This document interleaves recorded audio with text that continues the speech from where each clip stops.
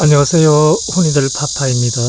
오늘은 8월 16일 일요일, 지금 아침 한 8시 좀 지난 것 같습니다. 자, 텃밭에 와가지고 전원 생활을 생각하시는 분들에게 뭐 몇 가지 짧은 제 생각을 말씀드리도록 하겠습니다.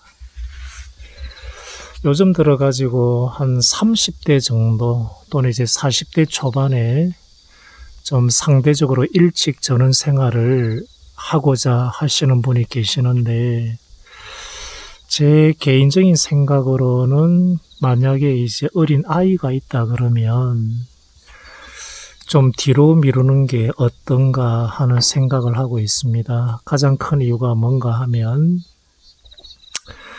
아이들은 보통 친구들하고 어울려 놀고 그리고 생활해야 된다고 생각합니다. 여기 시골에 오게 되면 뭐 초등학생도 몇 명 보이지만은 거의 학교 마치고 집에 와가지고 혼자서 여러 가지 다른 문화 혜택 없이 좀 자라는 것 같습니다.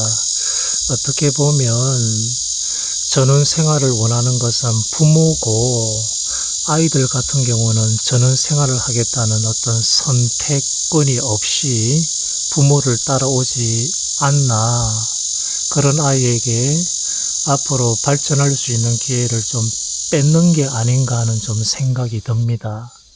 그래서 혹시라도 어린 아이를 가지고 계신 분께서 전원 생활을 하고자 한다 그러면 그냥 농막을 지으십시오. 농막은 인허가 과정이 필요 없고, 그리고 6평 내에 뭐 얼마 되지 않는 공간이지만은 그 다락 공간도 꾸미고, 그리고 나름 신경을 쓴다 그러면 주택 못지않게 하루 이틀 정도 잠을 자는 것은 아마 괜찮지 않을까 생각합니다. 제 같은 경우도 요번 겨울이나 어쨌든 내년 봄까지는 농막을 지을 생각이기 때문에 이 농막을 잘 활용하시면 도시 생활에서 지친 어떤 그런 마음을 이 시골에 와가지고 잠시 이렇게 힐링하고 갈 수 있는 공간이 되지 않을까 생각을 합니다. 그래서 어린아이를 둔 부모님들께서는 다시 한번 더 생각을 한번 해보시기 바랍니다. 자, 그리고 두 번째 같은 경우는 땅을 구입하시고 좀 급하게 전원주택을 시공하시고자 하는 분이 계시는데, 이것도 저는 별로 좋은 판단이 아닌 것 같습니다. 이 주택 계획이나 이런 거는 일반인들은 좀 긴 시간을 가지고 좀 고민을 하셔야 됩니다.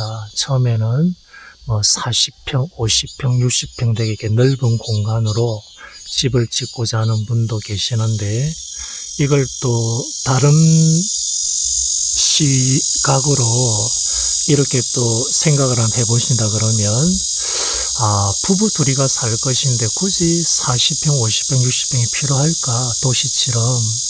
또 이런 생각이 또 들 수도 있습니다. 그래서 좀 더 충분한 시간을 가지고, 이거는 이제 평수뿐만 아니라 어떤 주택 내부의 어떤 평면도 마찬가지입니다.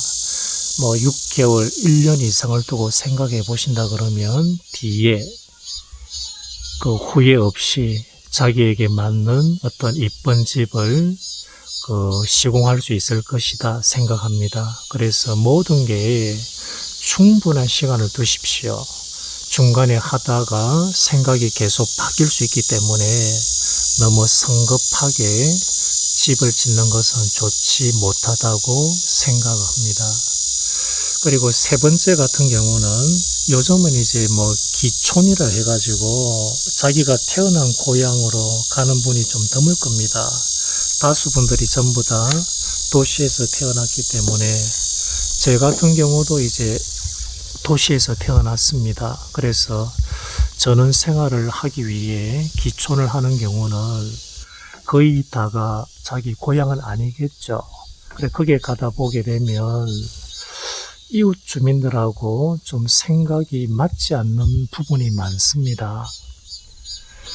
제 같은 경우도 이제 여기 제법 횟수로 따지면 4년이 넘은 것 같은데, 뭐 좋은 분도 계시고, 또 그렇지 않은 분도 계신데, 그렇지 않은 분이 뭐 잘못됐다, 그분이 나쁜 사람이다 이렇게 생각하지는 않습니다. 왜 그런가 하면 이 촌에서 오랫동안 사신 분들은 생각이나 가치관이 도시에 사는 분들하고 좀 차이가 나는 것 같습니다. 자기 주장도 강하고 하기 때문에 그냥 깊은 유대관계를 맺을 필요가 전혀 없이 적당히 인사하고 그렇게 지내면 뭐 큰 문제는 없을 것 같습니다. 이 이웃과의 관계에 있어가지고 큰 스트레스를 받는 분이 아마 가끔 있을 겁니다. 정 그게 힘들다 그러면 땅을 팔고 다른 곳을 가야 되지 않을까 그렇게 생각을 합니다. 그리고 전원주택지를 구입하고자 하시는 분은 뭐 여러 가지 자료를 찾아보시면 좋은 정보가 많을 건데 그냥 간단하게 한 가지만 말씀드리겠습니다. 그 해당 그 부지의 그 지번을 가지고 지자체에 꼭 문의를 하셔야 됩니다. 문의하셔가지고 건축 행위가 가능한 곳인가 아닌가 그거를 직접 물어보셔야 됩니다. 부동산에 문의해가지고 집 지을 수 있습니까? 이렇게 물어보면 집 지을 수가 있다. 이렇게 그냥 막연히 이렇게 말씀하시는 분도 아마 있을 거라 보는데 집이야 힘들게 이렇게 뭐 이리 뭐 준비해가지고 나중에 지을 수는 있겠죠. 하지만은 그 인허가 과정에서 문제가 발생한다 그러면 그것도 큰 스트레스가 될 겁니다. 그래서 그냥 집을 짓겠다 그러면 당장 짓는데 문제가 없는 그런 땅을 구입하셔야 됩니다. 기본적으로 도로라든지 그리고 수도 그리고 중요한 것은 하수 부분이겠죠. 제가 있는 곳 같은 경우는 마을에 별도의 이렇게 정화조가 매립이 된 상태이기 때문에 그쪽으로 관을 빼가지고 바로 흘러보내면 됩니다. 그런데 좀 저희 땅 뒤쪽에 최근 들어가지고 그 인허가를 받고 주택을 짓고자 하는 분이 계시는데 그분의 가장 큰 문제가 뭔가 하면 전기는 다 있습니다. 문제는 이제 하수관을 매입하는 건데 이게 기존에 이제 하수가 돼 있는 부분하고 길이를 재본다 그러면 거의 200m가 넘습니다. 이 200m를 우리가 땅을 파고 관을 매립하는 것도 큰 비용이 들기 때문에 반드시 지자체에 미리 문의를 해야 됩니다. 건축 행위가 가능한가? 그리고 수도 하수 부분입니다. 정화조 부분이 되겠죠. 전기는 이제 웬만하면 다 있기 때문에 크게 신경 쓸 필요가 없습니다. 이거를 미리 문의를 하고 가능하다는 답변을 듣고 나서 이렇게 계약을 하시는 게 좋지 않을까 생각을 합니다. 그리고 농막에 관해서 말씀을 한 번 더 드리겠습니다. 이 농막이라는 것은 가설 건축물이라고 이렇게 하는데 인허가 과정이 필요 없다는 것은 이제 잘 알고 계실 거라 봅니다. 혹시라도 컨테이너 정도만 갖다 두고 가끔 와가지고 잠을 자겠다 하시는 분이 계시는데 이거는 저는 분명히 말리고 싶습니다. 자, 제가 가지고 있는 컨테이너를 한번 보시게 되면 3m에 4m 정도가 됩니다. 안쪽에는 이렇게 침대도 나와 있고, 그리고 여러 가지 이제 뭐 난로라든지 밑에 예초기가 보이시죠? 지금 청소가 엉망인데 의자도 있고, 그리고 뭐 여러 가지 이제 농기계도 이렇게 다 비치를 해놨습니다. 그런데 이쪽은 단열이 없습니다. 없기 때문에 더운 여름이라든지 그리고 겨울에 이 잠을 자는 거는 정말 힘듭니다. 저 같은 경우는 봄, 가을 같은 경우도 잠자는 게 많이 불편해가지고 한 번도 이렇게 잔 적은 없습니다. 그래서 일반 컨테이너를 가지고 뭐 한 달에 두세 번 와가지고 하루 이틀 자면서 이렇게 전원 생활을 하겠다 하면 좀 힘들지 않겠는가, 개인적으로는 좀 말리고 싶은 생각입니다. 그래서 뭐 그런 경우는 이제 뭐 어느 정도 좀 단열이 좀 돼야 되겠죠. 되고, 그리고 보다시피 또 이렇게 뭐 풀이라든지 이런 게 또 정돈이 안 된 상태에서는 이 벌레가 엄청나게 많습니다. 뭐 저 같은 경우는 이제 뭐 벌레를 특별히 뭐 무서워하거나 싫어하지 않는데, 저희 식구 같은 경우도 벌레를 엄청 싫어합니다. 그리고 요즘 아이들 같은 경우는 벌레만 보면 기겁을 하죠. 집사람 같은 경우도 벌레를 엄청 싫어하고, 가끔 이렇게 좀 밭에 왔다가 가게 되면 피부에 알러지도 생기는 경우가 많습니다. 그래서 이 아까 말씀드린 이제 전원 생활을 생각하시는 분은 이런 단점도 많다는 걸 미리 아셔야 됩니다. 벌레가 엄청 많습니다. 이쪽은요. 뭐 어느 쪽이라든지 뭐 마찬가지겠지만은 초여름부터 9월달까지는 그 점을 생각하셔야 될 겁니다. 그래서 저희도 뭐 겨울이나 봄, 가을에는 여기 와가지고 숯불 피워가지고 이제 뭐 고기도 구워 먹고 하지만은 여름에는 아예 아이들을 데리고 오지 않습니다. 왜 그런가 하면 이제 벌레 때문이겠죠. 그리고 보다시피 그 햇빛을 막을 수 있는 그런 공간도 별도 없습니다. 제가 굳이 돈을 들여가지고 설치를 하진 않았고요.